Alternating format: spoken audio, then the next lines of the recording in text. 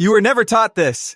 Playing the long game isn't about waiting. It's about rewiring your brain to make time work for you while others bleed willpower. Most people think patience is the secret. That if they just stay consistent long enough, success will eventually arrive. But here's what no one says. Consistency without cognitive architecture is just slow self-sabotage. The top 1% don't win because they endure longer. They win because they've engineered a psychological operating system that turns delayed rewards into immediate neural advantages, while everyone else fights their own biology. If you've ever felt exhausted just trying to stay on track, it's not your fault, it's your strategy. And today, you'll see the hidden skill that separates those who merely survive from those who compound silently, relentlessly, and inevitably. You do not run out of discipline. You run out of glucose. Willpower is not a character trait, it's a metabolic process. And your brain treats every act of self-control like a sprint, intense, costly, and unsustainable beyond a few minutes.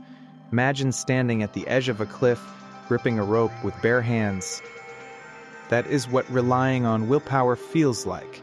Muscles burning, fingers slipping, heart pounding. Now imagine someone else built a bridge instead. They never had to hold on. They just walked across. That is the elite difference. Most people believe success is about enduring pain longer, but neuroscience tells a different story. In 2010, researchers tracked real-time glucose levels in subjects making repeated decisions. Every note to sugar, to distraction, to impulse, dropped blood glucose measurably. By the third hour of focused work, their cognitive control resembled that of sleep-deprived individuals. Not lazy, depleted. This is not theory. It is biology. Your prefrontal cortex, CEO of your brain, runs on glucose like a supercomputer runs on electricity. No fuel, no executive function, just reactivity. And yet, we are taught to admire those who push through. We call them disciplined. But what they are just inefficient. Considered founders. One wakes up at 5 a.m., battles cravings, resists social media, forces focus through sheer effort. K collapses by 3 p.m., emotionally drained. The other engineered their environment months ago. Phone locked in another room, meals pre-planned, deep work blocks non-negotiable. Their day unfolds not through resistance, but rhythm. Who is really playing the long game? The truth cuts deep. If your strategy requires daily heroics, it is already failing. Because willpower does not scale. Systems do. And this is where the illusion shatters. We're never supposed to rely on motivation or discipline. Those are emergency brakes, not engines. The real skill? Designing a life where the right action is so obvious, so effortless, so unavoidable, that your future self does not have to thank you. They simply inherit what you built in silence. Which means the next question is not, how do I stay consistent? It is, what invisible architecture am I missing? Because once you stop wrestling your biology, you start compounding it. You do not become who you want to be by setting goals. You become them by erasing the gap between who you say you are and what you do before breakfast. Most people live in identity debt. They say, I am building a business, while scrolling TikTok at 2 a.m. They claim, I am a writer, but have not opened a blank page in weeks. Every mismatch like this is not just hypocrisy. She is cognitive friction. And friction burns energy you cannot afford to lose. Now picture this. A master violinist does not decide to practice. She does not negotiate with herself. To her, picking up the instrument is not an action. To it is confirmation. It is what someone like her does, automatically, inevitably. That is identity compression. Collapsing your future self into your present behavior so tightly that there is no room for debate. Neuroscience confirms it. A 2019 fMRI study from NYU showed that when people act in alignment with their self-concept, activity in the anterior cingulate cortex, Brain-S conflict detector drops by over 60%. No internal war. Just flow. This is not philosophy. It is neural efficiency. Take two investors. One says, I am trying to become a long-term thinker, then checks stock prices hourly. His brain registers every click as a betrayal, draining willpower, breeding shame. The other simply states, I'm a patient capital allocator, how aspirational, declarative. So when volatility hits, E does not resist panic, G does not feel it, because reacting would violate who he is. Your future self does not need more goals. They need fewer contradictions in who you claim to be today. And here is the silent power move. Elites do not ask, what should I do? They ask, what would the person I have already decided to be do without thinking? Because once your identity becomes your operating system, discipline disappears, not because it is gone, because it is no longer needed. Which means the real question is not how hard you are willing to work, it is, who have you already allowed yourself to become? Because time does not reward effort. It rewards consistency of character. Your brain does not care about your 5-year plan. It only cares about what it can feel right now. That is why most long-term visions die in silence, not from laziness, from neural indifference. The future is abstract, distant, weightless, and the human mind evolved to prioritize the tangible. Smell of smoke, the sting of a cut, the warmth of shelter. Not compound interest, not legacy, not potential, but elites do not wait for consequences to arrive. They bring them forward. In high-definition sensory detail, imagine standing on a frozen lake. You cannot see the crack forming beneath you, but if you felt the ice splinter under your heel, if you heard the groan, saw the black water rising, you would move, fast. That is temporal proximity engineering, not just visualizing the future, but embodying it, making tomorrow's regret, pride, or consequence so vivid, so visceral, that your nervous system treats it as present danger or reward.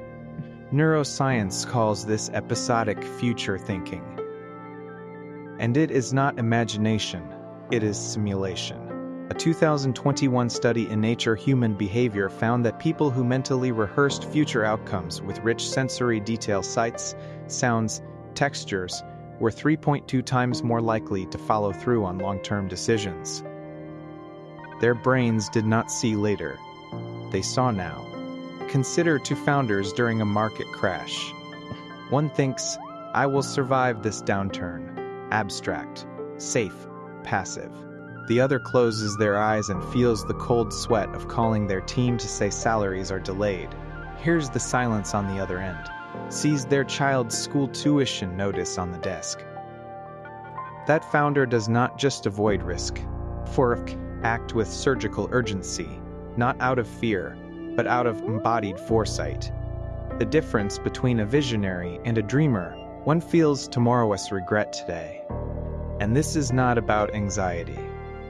It is about calibration. The elites do not torture themselves with worst-case scenarios. They use precise, controlled simulations, like pilots in a flight simulator, to train their instincts before reality demands a response.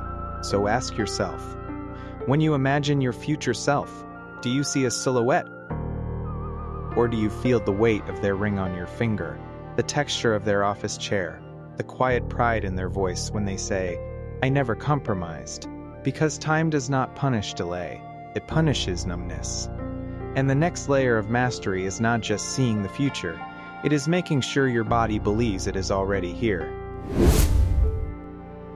You do not quit because you are weak. You quit because your brain heard silence for too long. For months, maybe years. Show up. You write, build, train, refine. But the world gives nothing back. No applause, no metrics moving, no proof you are on the right path. And slowly, Your nervous system interprets that silence as failure, not absence of results, evidence of futility. That is the plateau paradox. The very moment your effort matters most is the moment your biology urges you to walk away. But elites never face that silence, because they engineered a whisper into their process, a quiet, consistent signal that says, "You are still on track." Think of it like a submarine navigating deep ocean trenches. No stars, no landmarks. Just darkness. Yet it never drifts. Why? Because it emits silent pings, sonar pulses, so faint.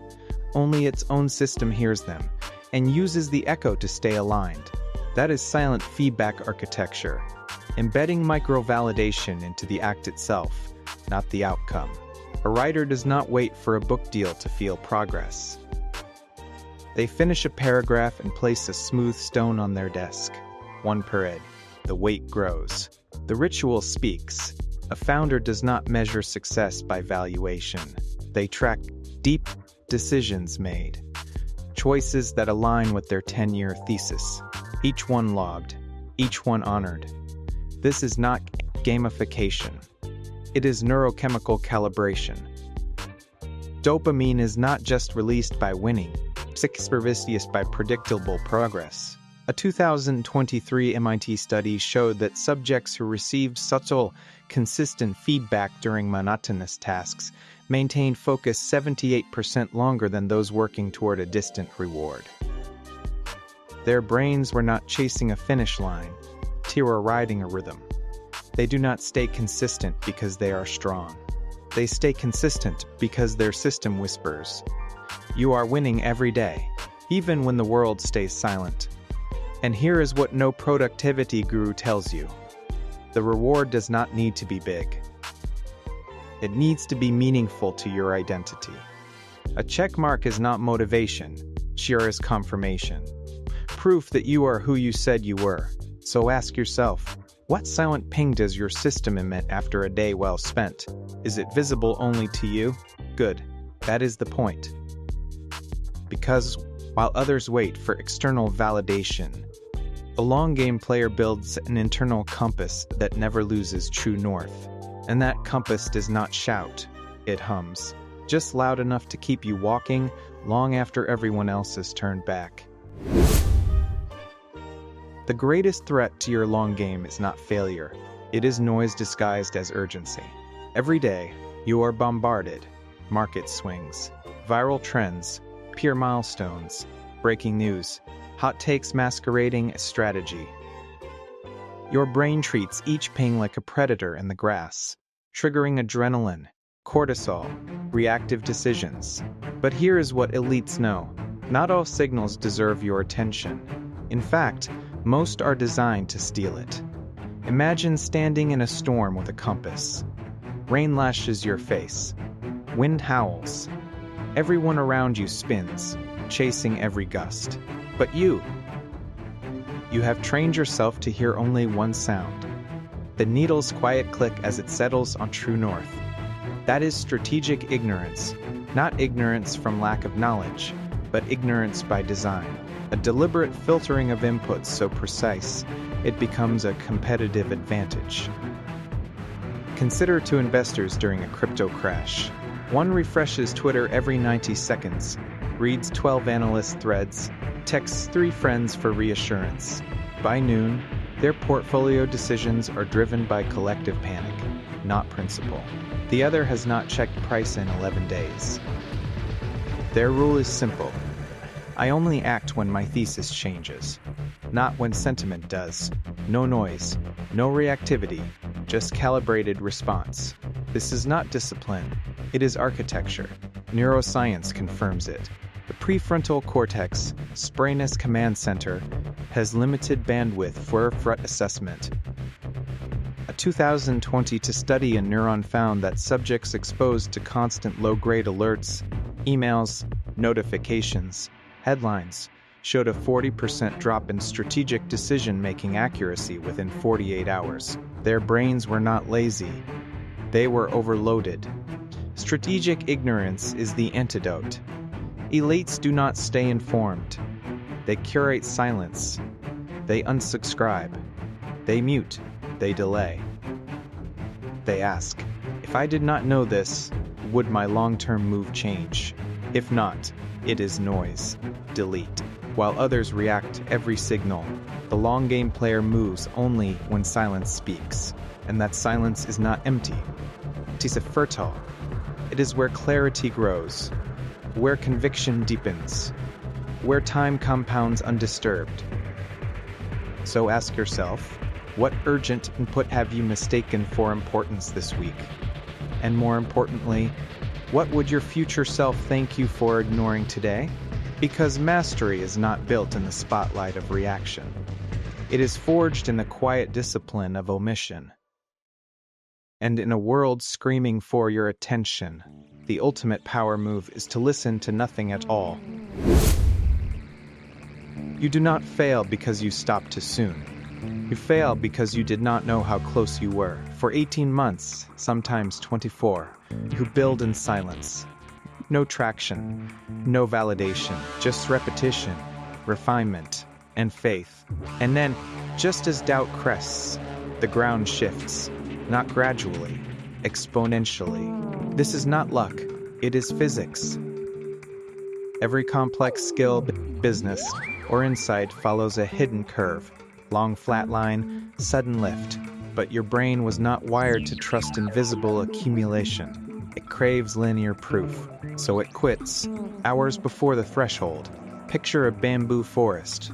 For 5 years, nothing breaks the soil. Farmers water, wait, wonder if they have wasted their land. Then, in 6 weeks, shoots explode 90 feet into the air. The growth was not sudden. The roots were just working out of sight. That is the compounding threshold. The inflection point where daily inputs stop adding and start multiplying. Data confirms it. A 2020 analysis of 3 resource startups by Harvard researchers found that 73% of companies that ultimately achieved breakout success experienced zero measurable growth in their first 18 months. Yet 68% of founders who quit during that window later admitted, I thought I was failing. I was actually incubating. Now consider two creators. One publishes weekly for 20 months. At month 19, discouraged by flat metrics, they pivot, chasing trends, rebranding, fragmenting focus. Their momentum fractures. The other hits the same wall, but knows the threshold is near. They double down on depth, not visibility. At month 22, one video, built on 2 years of refined thinking, goes viral. Not because it was better, but because it stood on a mountain of invisible work. The long game does not reward persistence. It rewards those who understand the exact moment persistence becomes power. And here is the silent truth. You cannot see the threshold coming, but you can engineer your psychology to cross it. By anchoring to identity, not outcomes. By designing feedback that whispers through the void. By guarding your attention like a vault. Because mastery is not a straight line. It is a delayed detonation. So ask yourself, if your current effort is still underground, how much closer are you than you think? Because time does not betray consistency. It conceals its payoff until the day it cannot be ignored. And when that day comes, the world will not see the explosion. They will only see the tree. Playing the long game is not a choice. Teaks is the signature of a mind that has learned to weaponize time instead of begging for more of it. Most people treat time like a resource to manage. Schedule tighter, hustle harder, squeeze more in. But elites treat time like gravity, forced to be bent, not resisted. They do not chase hours. They design trajectories where every action today pulls tomorrow closer, silently, inevitably. This is the unspoken protocol of the top 1%. They have stopped negotiating with urgency. Instead, they embed leverage into their daily architecture so that even when they sleep, their systems compound, their decisions echo, their silence accumulates. And here is what you will not hear in public. The real competition is not against others. Is against your own brain's bias for immediacy. Every scroll, every reactive email, every quick win is a withdrawal from your future self-s account. The long game player does not just avoid those withdrawals, to rewire the very impulse to make them. This is not discipline. It is temporal sovereignty, and once you see it, you cannot unsee it, because now you know. The people who shape decades are not the loudest. They are the ones who mastered the physics of patience, prepared wading into warfare. The future belongs not to those who wait, but to those who build in silence, knowing time always pays its debts. So you have seen it now. Willpower is a trap. Identity is your architecture. The future must be felt, not just planned. Feedback must whisper. Noise must be exiled. And the threshold? It is closer than doubt lets you believe. This is the quiet calculus of those who compound while the world reacts. They do not announce their strategy, they embody it. And if you recognize yourself in this, if you have ever built alone, doubted in silence, or chosen depth over dopamine, you are not behind. Who are in the cohort that actually changes trajectories. Here's what comes next. Mastering a long game means nothing if your strategy is flawed from the start. Because even perfect patience cannot save a broken model. Next, we dissect a collapse no one saw coming. Porsche's profits collapse, a case study in strategic failure. Not because they moved slowly, but because they moved confidently in the wrong direction. If you are serious about leverage, precision, and avoiding invisible traps, you will not want to miss it. Because true power is not just playing the long game, it is ensuring you are playing the right one.